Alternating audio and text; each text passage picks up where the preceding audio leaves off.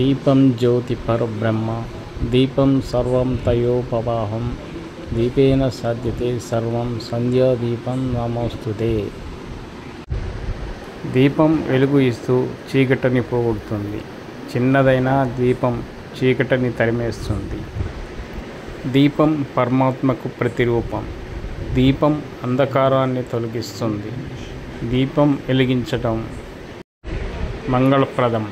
దీపం జ్యోతి పరబ్రహ్మ స్వరూపం. దీపం ఐశ్వర్యానికి సంకేతం. Hi friends, welcome to my YouTube channel. నేను మీ మల్లికార్జున్ని.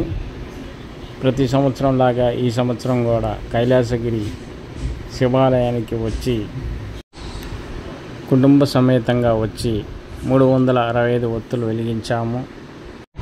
ఈరోజు కార్తీక పౌర్ణమి కావటం వల్ల భక్తులు విపరీతంగా ఈ ఆలయానికి వచ్చున్నారు. అత్యంత భక్తి శ్రద్ధలతో దీపాలు వెలిగిస్తూ ఆ పరమశివుణ్ణి దర్శించుకొని ఈ కార్తీక మాసంలో తెల్లవారుజామున నదిలో లేదా సముద్రంలో స్నానం చేయటం పవిత్రంగా భావిస్తారు. శివాలయంలో రుద్రాభిషేకం, దీపారాధన, ఉపవాసం, సత్యనారాయణ వ్రతం చేస్తారు.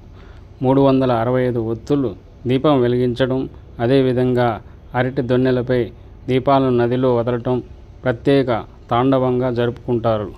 కార్తీక మాసంలో లక్ష్మీదేవిని, విష్ణువుని, శివుడిని నెయ్యితో దీపం వెలిగించి పూజిస్తారు. దానము, వస్త్రము, తులసి మొక్క, పుస్తకాలు, ఫలాలు, అన్నదానం చేయటం ద్వారా అనేక జన్మ పుణ్యములు లభిస్తాయని పురాణాలు చెబుతున్నాయి. దీపారాధనలో ముక్కోటి దేవతలను పూజించిన ఫలితం సకల పుణ్య నదుల్లో స్నానం చేసిన ఫలితంగా భావిస్తారు. ఇతర మతాల వాళ్ళు అయిన జైనులు, సిక్కులు కూడా కార్తీక పౌర్ణమిని బాధ్యతగా జరుపుకుంటారు. గురునానక్ జయంతి కూడా ఈ రోజున జరుపుకుంటారు. కార్తీక పౌర్ణమి విశ్వాసాలు, ఈరోజు చేసుకున్న పూజలు, దానాలు, దీపదానాలతో గత జన్మలో చేసిన పాపాలు హరించుతాయని, సుఖ సంతోషాలు, సిరి సంపదలు కలుగుతాయని నమ్మకం. ఈ నెలలో ప్రతిరోజు ఇంటి ముందు దీపాలు వెలిగించుకున్నట్లయితే ఆ యొక్క శివుని యొక్క కరుణా కటాక్షం మనందరి మీద ఉంటుందని నమ్మకం.